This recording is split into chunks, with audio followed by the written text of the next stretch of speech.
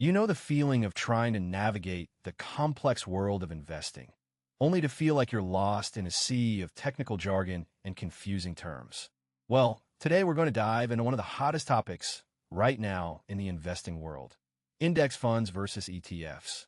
Which one should you choose? Let's break it down and find out.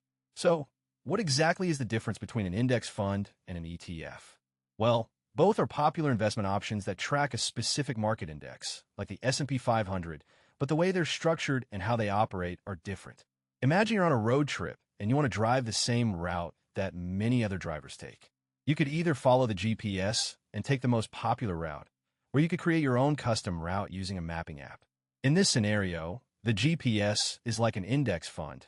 It follows the most popular route, the market index, and gives you a clear and consistent result. On the other hand, the mapping app is like an ETF. It lets you customize your route, invest